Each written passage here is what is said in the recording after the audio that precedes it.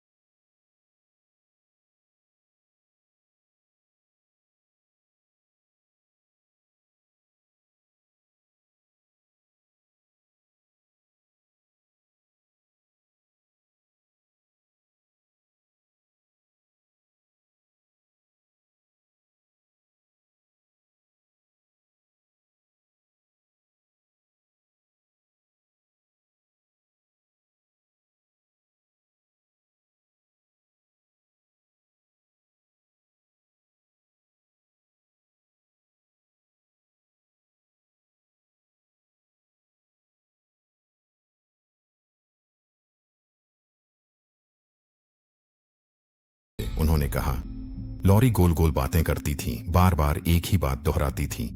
वह कहती थी, उद्धरण के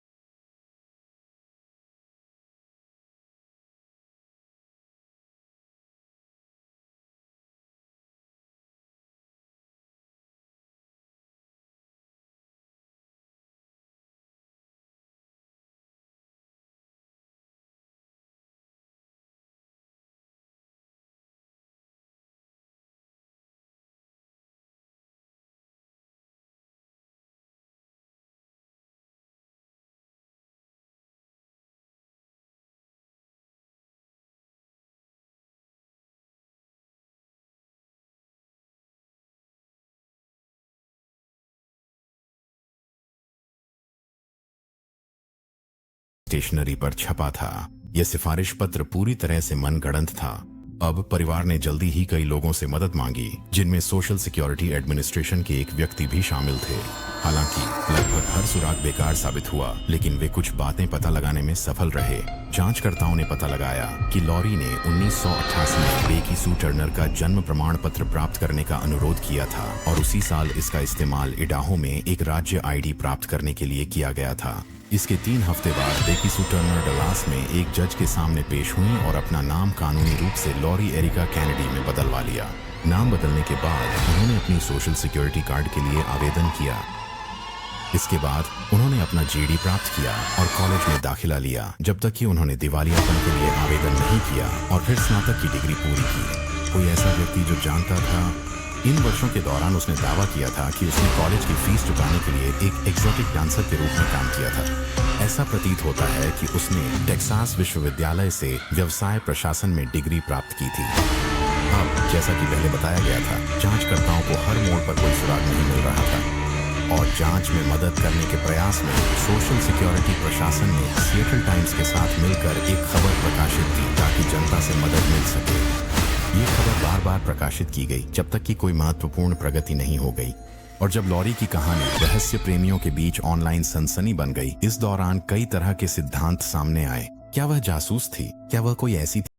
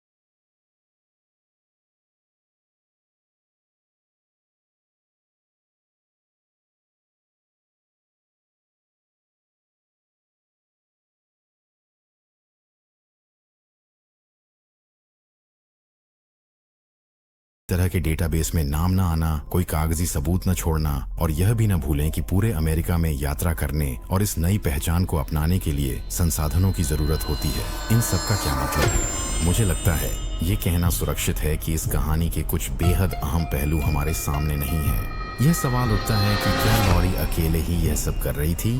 क्या वह किसी के साथ भागी थी? यह अभी स्पष्ट नहीं है। बिना किसी सबूत के जो कुछ भी हुआ उसकी पूरी तस्वीर देख पाना मुश्किल है। पहचान चुराने के अलावा लॉरी ने इसके सिवा कोई गंभीर अपराध किया हो, ऐसा प्रतीत नहीं होता। लॉरी किम्बरली को लेकर कई तरह की थ्योरीज सामने आई हैं। क्या उस 2 साल की अवधि में उसने किसी और पहचान के तहत कोई जघन्य अपराध किया था, या क्या यह संभव था कि वह किसी से या किसी चीज से भाग रही थी जिससे वह डरी हुई थी? अगर आपको याद हो तो लॉरी ने सार्वजनिक घोषणा न करने पर जोर दिया था। उसकी शादी के बारे में बात की जा रही थी, जिसका मतलब है कि अगर उसने अपना उपनाम बदला होता तो वह थोड़ा और कम ध्यान आकर्षित करता। मुझे लगता है कि यह भी विचार करने लायक है कि क्या जो कहानी हमें प्रेस द्वारा बताई जा रही है वह सच में सच है, या फिर क्या रफ परिवार वास्तव में ब्रेकअप के असली कारणों के बारे में सच बोल रहा था, क्योंकि एक बहुत ही दिलचस्प विवरण इस सवाल को गंभीरता से उठाता है। दूसरी ओर जो बात किसी ने भी उजागर नहीं की है वह यह है कि इसमें कुछ असंगतियां हैं। सूचना की स्वतंत्रता अधिनियम के तहत प्राप्त दस्तावेजों के अनुसार जो इस सोशल सिक्योरिटी जांच से संबंधित हैं, ऐसा प्रतीत होता है कि उन्होंने सेटल टाइम्स के लेखक को झूठ बोलते हुए पकड़ लिया है।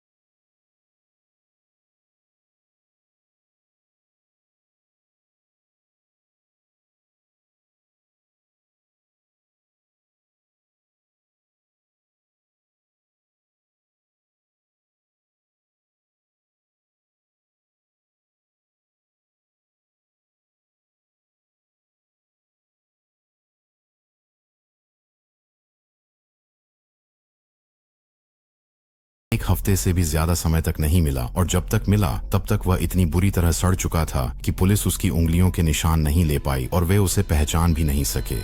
उसके घर में किसी भी तरह के फिंगरप्रिंट या कोई और सुराग नहीं मिला। 3 महीने पहले जब वह गुजरे, चैंडलर ने पास की एक दुकान से एक आग्नेयास्त्र खरीदी थी। उन्हें हाल ही में कोलन कैंसर का भी पता चला था, और शायद अपनी शर्तों पर जाने का फैसला करते हुए चैंडलर के बैंक खाते में लगभग $82,000 बचे थे। उन्होंने कोई वसीयत नहीं छोड़ी थी और आपातकालीन संपर्क के जरिए किसी भी रिश्तेदार को ढूंढने की कोशिश उनकी बहन मैरी तक पहुंची थी। लेकिन आपातकालीन संपर्क जिस पते पर ले गया वह एक खाली पार्किंग लॉट था। जांचकर्ताओं ने चैंडलर के अगले रिश्तेदार की तलाश की और जल्द ही पता चला कि वह आदमी वह नहीं था जो वह होने का दावा करता था। यह भी उल्लेखनीय है कि चैंडलर ने एक पैक किया हुआ सूटकेस रखा था जिससे ऐसा लगता था कि वह कभी भी जाने के लिए तैयार था।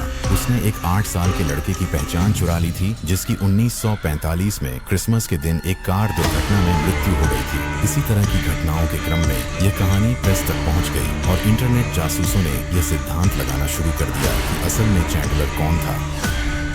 लेकिन इसके बावजूद यह मामला 1 दशक से भी अधिक समय तक ठंडे बस्ते में पड़ा रहा, और 2014 में जब अमेरिकी मार्शल्स ने इस मामले को अपने हाथ में लिया तो उन्होंने पता लगाया कि चैंडलर ने साल 2000 में एक चिकित्सा प्रक्रिया करवाई थी और अस्पताल में अब भी उसका ऊतक नमूना मौजूद था।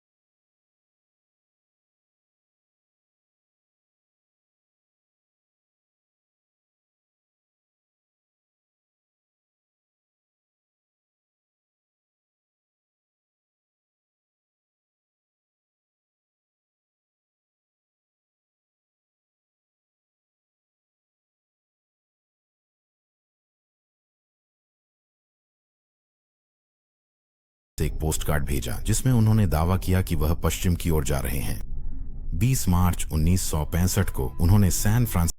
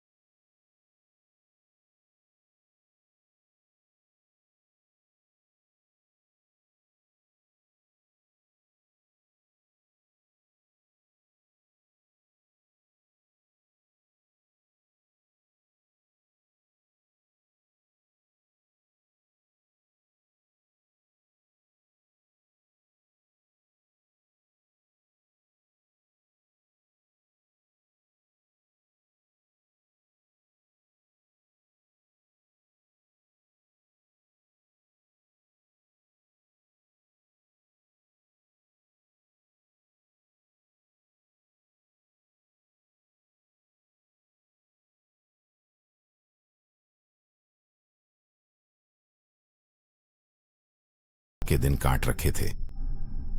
वह लुब्रिजोल में एक इंजीनियर के रूप में काम करता था, जहां सहकर्मियों ने बताया कि चैंडलर का व्यवहार कभी कभी दिलचस्प हो सकता था। वह कभी कभी कुछ लोगों को अपनी बातें बताता था।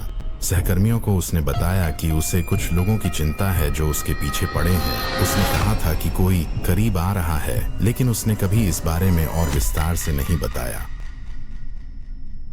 1989 में उसकी मेडिकल रिपोर्ट के अनुसार चैंडलर एक जानलेवा चोट के साथ अस्पताल गया था और उसने दावा किया था कि वह अपने वैक्यूम क्लीनर के साथ ज्यादा अंतरंग होने के कारण घायल हो गया था, जिससे उसे गंभीर कट लग गए थे। एक अन्य सहकर्मी को याद है कि वह एक बार पूरी दूरी तय करके एल डैल बीन स्टोर तक गया था। यह स्टोर उसके घर से 700 मील दूर था, लेकिन वह सिर्फ इसलिए वापस लौट आया क्योंकि उद्धरण के अनुसार कोई पार्किंग स्पॉट नहीं था। कहा जाता है कि वह घंटों तक टीवी की स्थिर आवाज स्टैटिक सुनता रहता था। बताया जाता है कि वह एक ऑफिस की हैलोवीन पार्टी में ऑल कैपोन के भेष में गया था और फिर कोने में बैठकर पूरी रात किसी से भी बात नहीं की। ऊपरी तौर पर अजीब व्यवहार को छोड़ दें तो निकोल्स की जिंदगी उतनी ही नीरस थी जितनी आप उम्मीद कर सकते हैं। लेकिन जैसे जैसे ये अन्य विवरण सामने आते हैं, आपको पूछना ही पड़ता है, आखिर उसने अपनी पहचान क्यों बदली होगी? उसके पास साफ तौर पर छुपाने के लिए कुछ था। क्या वह कोई भगोड़ा था, या वह बस बहुत ज्यादा संदिग्ध था, या फिर वह किसी गैर कानूनी मुसीबत या न